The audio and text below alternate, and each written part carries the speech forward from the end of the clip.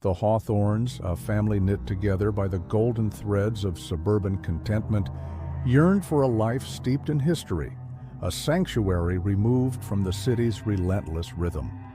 Mark the architect with a soul attuned to the restoration of forgotten grandeur, and Sarah the artist, whose vibrant canvases craved the expansive light of a sun-drenched studio, envisioned a home where their children Emily and Ben could flourish amidst the verdant embrace of nature. They sought a place where laughter echoed through spacious halls, where the scent of aged wood mingled with the promise of new beginnings, a haven woven from the very fabric of their dreams.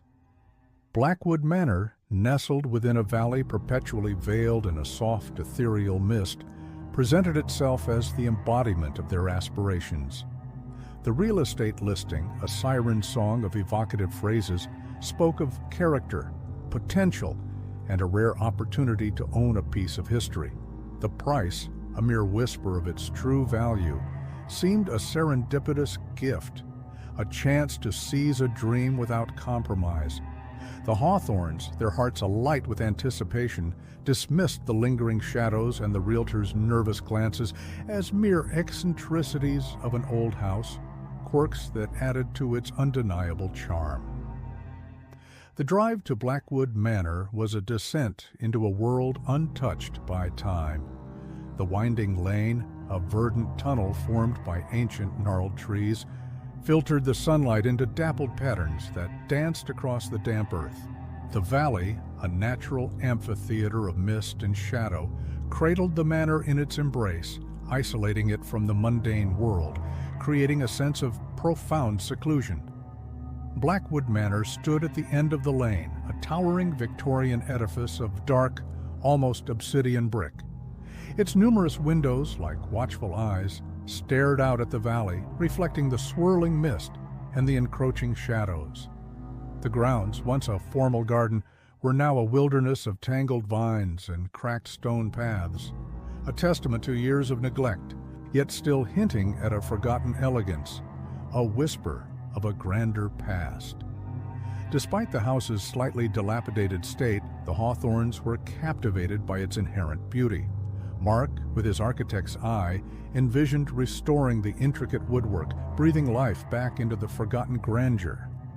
Sarah, her artist's soul stirred by the house's melancholic charm, imagined filling the spacious rooms with her vibrant canvases, creating a symphony of color against the backdrop of aged wood and shadowed corners.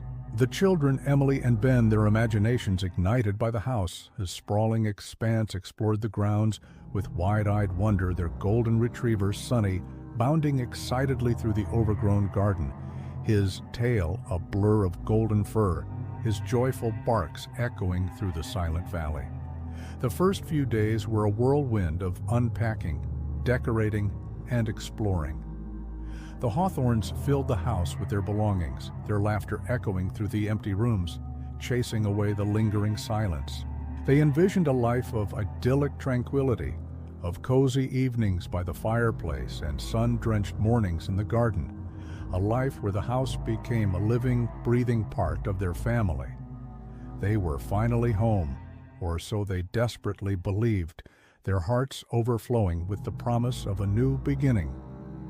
They began to explore the house, room by room, each space revealing a glimpse into its forgotten past. The library, with its tall shelves and dusty books, whispered of forgotten stories and whispered secrets.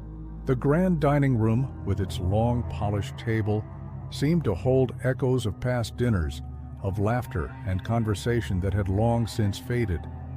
The ornate bedrooms, each with their own unique view of the mist-shrouded valley, offered a sense of quiet solitude, a space for dreams and contemplation.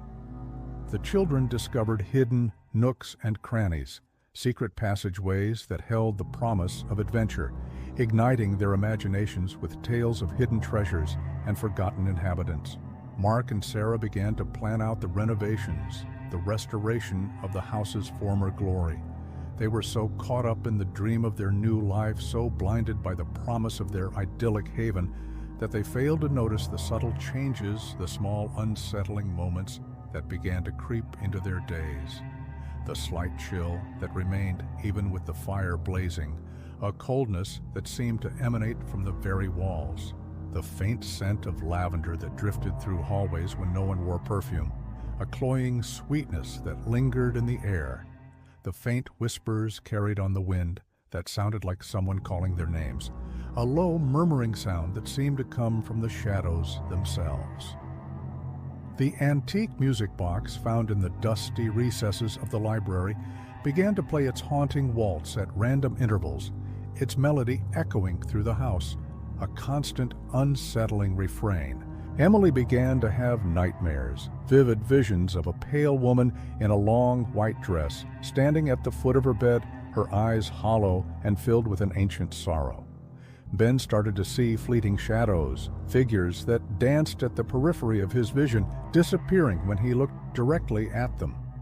Sonny, once playful and energetic, became withdrawn and fearful, his tail drooping, his eyes wide with terror.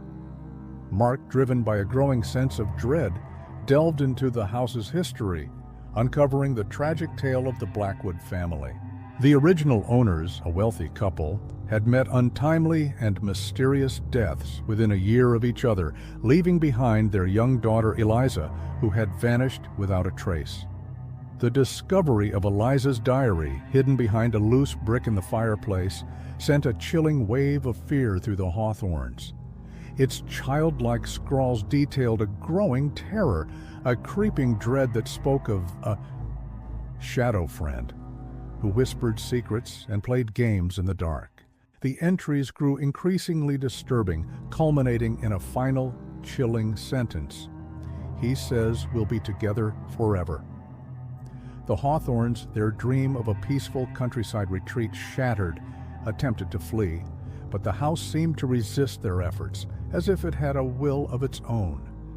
The car refused to start, the phone lines were dead, and the roads leading out of the valley were mysteriously blocked by fallen trees, as if the house itself was holding them captive, trapping them within its walls. The whispers grew louder, more insistent. The music box played its haunting melody incessantly, and the shadow figure became more frequent, more tangible. It wasn't just Emily who saw her anymore. Mark and Sarah began to catch glimpses of her, a pale, wavering form that seemed to glide through the walls, her presence a constant, chilling reminder of the house's dark history. One night, they found Sonny cowering in the basement, his fur standing on end, his eyes wide with terror. He was staring at a dark corner, a place where the shadows seemed to coalesce into a deeper darkness. As they approached, a faint, ethereal glow emanated from the wall, and a child's voice, barely a whisper, echoed through the basement. "Play with me forever." The Hawthornes, their hearts pounding with terror, realized they were no longer dealing with the quirks of an old house. They were trapped in a nightmare, a haunting orchestrated by the restless spirits of Blackwood Manor. They were becoming part of the house, and it was becoming part of them. The shadows were growing longer, the whispers more demanding, and the music box played its haunting song, a constant, chilling reminder of the house's dark embrace. Mark, driven by a desperate need to protect his family, discovered the hidden chamber beneath the basement, the site of an ancient ritual meant to bind the entity. He found the tarnished silver locket, the key to the ritual, and faced the shadow figure, sacrificing himself to break the curse. The house fell silent, the whispers ceased, and the Hawthornes, their hearts heavy with grief, but filled with a profound sense of relief, left Blackwood Manor forever changed by their experience. They carried Mark's memory with them, a testament to the power of love to conquer even the darkest of evils.